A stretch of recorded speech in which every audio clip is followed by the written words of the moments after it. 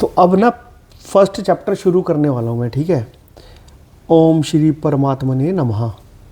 तो संस्कृत नहीं पढ़ रहा हूँ मैं, हिंदी में पढ़ूंगा ताकि सबको समझ आए। और आप लोगों का अगर मन हो, अगर आप गीता खरीद नहीं सकते हैं तो आप मुझे बता देना, मैं आपको पोस्ट कर दूंगा। आप मुझे एड्रेस भेज देना, मैं आपको पोस्ट करवा दूंगा, जैसे मर्जी करवाऊँ, ठीक है। तो सबसे पहला अध्याय इसमें, अब यहाँ पे ना मैं बता देता हूँ थोड़ा। धृतराष्ट्र और जो संजय है, जिसको दिव्य दृष्टि दी थी व्यास जी ने, कृष्ण द्वैपायन व्यास जी नाम था उनका, उन्होंने संजय को दिव्य दृष्टि दी थी कि वो वहीं बैठकर, अपने महल में बैठकर, धृतराष्ट्र के महल में बैठकर उनको जो भी वहाँ पे युद्ध हो रहा है वहाँ का सारा वृतांत, यानी कि सीन बाय सीन एक एक चीज़ बता सके। तो अब यहाँ पे बात हो रही है धृतराष्ट्र और संजय के बीच में। तो धृतराष्ट्र बोले, हे संजय, धर्म भूमि कुरुक्षेत्र में इकट्ठे हुए युद्ध की इच्छा वाले मेरे और पांडु के पुत्रों ने क्या किया। इस पर संजय बोले, उस समय राजा दुर्योधन ने व्यूह रचना युक्त पांडवों की सेना को देखकर और द्रोणाचार्य के पास जाकर यह वचन कहा। तो अब ये बता रहे हैं कि कैसे जब लड़ाई शुरू होने से पहले राजा जो है अपने, दुर्योधन जो है अपनी साइड की सेना को देख रहा है और पांडवों की सेना को देख रहा है, और फिर अपने गुरु द्रोणाचार्य के पास जाकर बोलता है कि हे आचार्य, आपके बुद्धिमान शिष्य द्रुपद पुत्र धृष्टद्युम्न द्वारा व्यूहकार की खड़ी की हुई पांडु पुत्रों की इस बड़ी भारी सेना को देखिए। इस सेना में बड़े बड़े धनुषों वाले, युद्ध में भीम और अर्जुन के समान बहुत से शूरवीर हैं, जैसे सात्यकी और विराट तथा महारथी राजा द्रुपद और दृष्टकेनु, चेकितान तथा बलवान काशीराज, पुरुजीत, कुंती भोज और मनुष्यों में श्रेष्ठ शैव्य और पराक्रमी युधामन्यु तथा बलवान उत्तमौजा, सुभद्रा पुत्र अभिमन्यु और द्रौपदी के पांचों पुत्र, ये सभी महारथी हैं। हे ब्राह्मण श्रेष्ठ, हमारे पक्ष में भी जो जो प्रधान हैं उनको आप समझ लीजिए। तो वो उनको अपने जो सेनापति है ना, उनको समझा रहा है कि हमारी तरफ कौन कौन है और उनकी तरफ कौन कौन है। जो अभी मैंने नाम पढ़े वो सब पांडवों की सेना की तरफ से। अब वो उन्हें बता रहे हैं कि हमारे पक्ष में जो जो प्रधान हैं उनको भी आप समझ लीजिए। आपके जानने के लिए मेरी सेना के जो जो सेनापति हैं उनको कहता हूँ। एक तो स्वयं आप, यानी कि द्रोणाचार्य सेनापति हैं, तथा पितामह भीष्म, तथा कर्ण और संग्राम विजयी कृपाचार्य, तथा वैसे ही अश्वत्थामा, विकर्ण और सोमदत्त का पुत्र भूरिश्रवा, तथा और भी बहुत से शूरवीर, अनेक प्रकार से शस्त्र अस्त्रों से युक्त, मेरे लिए जीवन की आशा को त्यागने वाले, सब के सब युद्ध में चतुर हैं। भीष्म पितामह द्वारा रक्षित हमारी वह सेना सब प्रकार से अजेय है, और भीम द्वारा रक्षित इन लोगों की यह सेना जीतने में सुगम है। इसलिए सब मोर्चों पर अपनी अपनी जगह स्थित रहते हुए आप लोग सब के सब ही निसंदेह भीष्म पितामह की ही सब ओर से रक्षा करें।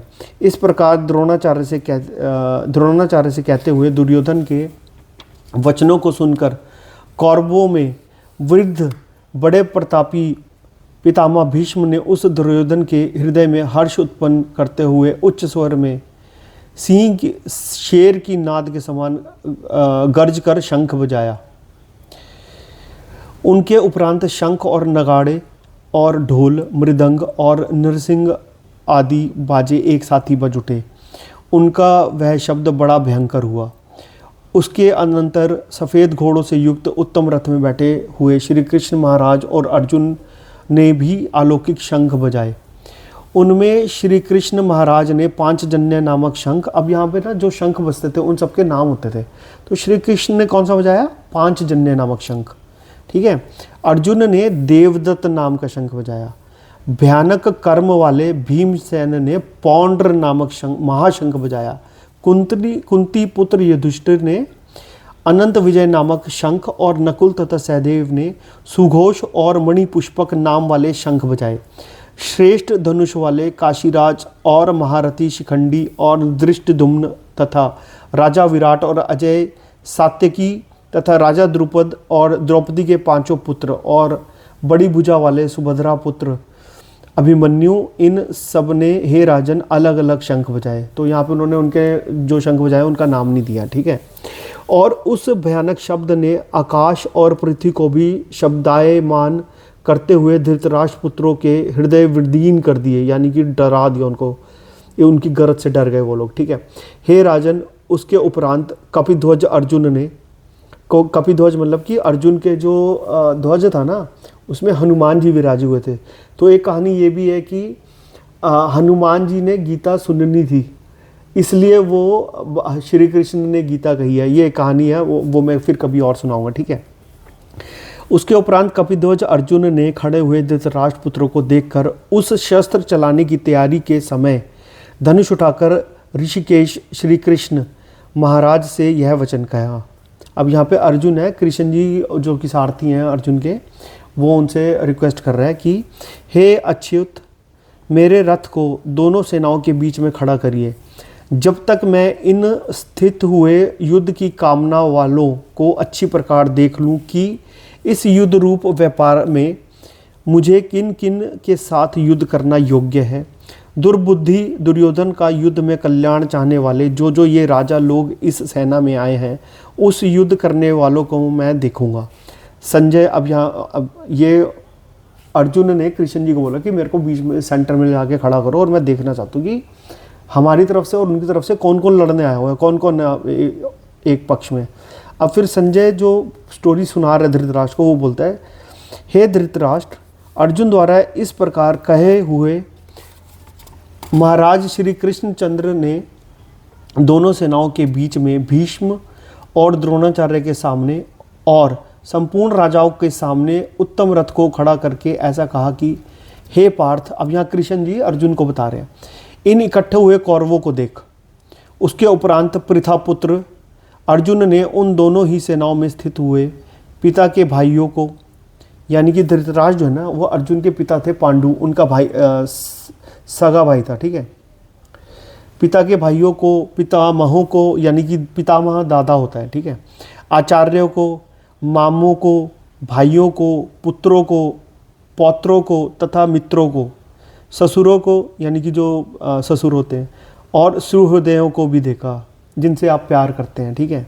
इस प्रकार उन खड़े हुए संपूर्ण बंधुओं को देखकर वे अत्यंत करुणा युक्त हुए।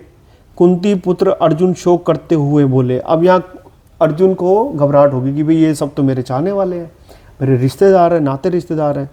तो अब वो ऐसे मन उनका विचलित हो गया, तो वो कृष्ण जी से कह रहे हैं कि हे कृष्ण, इस युद्ध की इच्छा वाले खड़े हुए स्वजन समुदाय को देखकर मेरे अंग शिथिल हुए जाते हैं और मुंह भी सूखा जाता है और मेरे शरीर में कंप तथा रोमांच होता है तथा हाथ से गांडीव धनुष गिरता है और त्वचा भी बहुत जलती है तथा मेरा मन भ्रमित सा हो रहा है, इसलिए मैं खड़ा रहने को भी समर्थ नहीं हूँ। हे केशव, लक्षणों को भी विपरीत ही देखता हूँ तथा युद्ध में अपने कुल को मारकर कल्याण भी नहीं देखता। हे कृष्ण, मैं विजय नहीं चाहता और राज्यों तथा सुखों को भी नहीं चाहता। हे गोविंद, हमें राज्य से क्या प्रयोजन है अथवा भोगों से और जीवन से भी क्या प्रयोजन है, क्योंकि हमें जिनके लिए राज्य, भोग और सुखाधिक इच्छित हैं वे ही यह सब धन और जीवन की आशा को त्याग कर युद्ध में खड़े हैं। मतलब कि वो जिन लोगों के लिए वो युद्ध करना चाहते हैं और लड़ना चाहते हैं, वो सभी तो अपनी जीने की इच्छा त्याग के यहाँ खड़े हैं। तो फिर लड़ने का क्या फ़ायदा कि अगर इनमें से सब मारे गए तो फिर क्या फ़ायदा वो लेने का, ठीक है। जो कि गुरुजन, ताऊ, चाचे, लड़के और वैसे ही दादा, मामा, ससुर, पोते, साले और भी संबंधी लोग हैं। इसलिए हे मधुसूदन, मुझे मारने पर भी तथा 3 लोक के राज्य के लिए भी मैं इन सबको मारना नहीं चाहता। वो ये कह रहा है कि चाहे ये मेरे को मार दे पर मैं इनको नहीं मारूंगा। इसको डिलेमा बोलते हैं कि युद्ध के मैदान तक आ चुके पर वहाँ के हाथ खड़े कर रहे हैं, ठीक है। फिर पृथ्वी के लिए तो कहना ही क्या। हे जनार्दन, धृतराष्ट्र के पुत्रों को मारकर भी हमें क्या प्रसन्नता होगी, इन आदायाइयों को मारकर तो हमें पाप ही लगेगा। अब इसे अपराध बोध हो रहा है कि भाई मार दूंगा तो पाप ही तो लगेगा ना। इससे हे माधव, अपने बांधव धृतराष्ट्र के पुत्रों को मारने के लिए हम योग्य नहीं हैं, क्योंकि अपने कुटुंब को मारकर हम कैसे सुखी होंगे।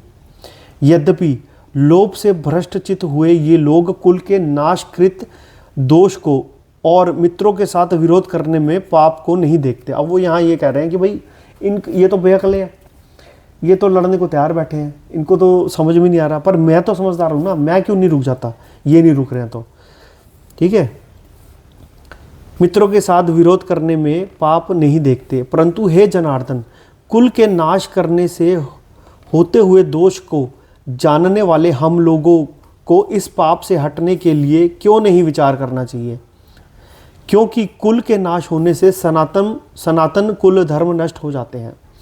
धर्म के नाश होने से संपूर्ण कुल को पाप भी बहुत दबा लेता है तथा हे कृष्ण, पाप के अधिक बढ़ जाने से कुल की स्त्रियां दूषित हो जाती हैं और हे वार्ष्णेय, स्त्रियों के दूषित होने पर वर्ण संकर उत्पन्न होता है और वर्ण संकर कुल घातियों को और कुल को नरक में ले जाने के लिए ही होता है।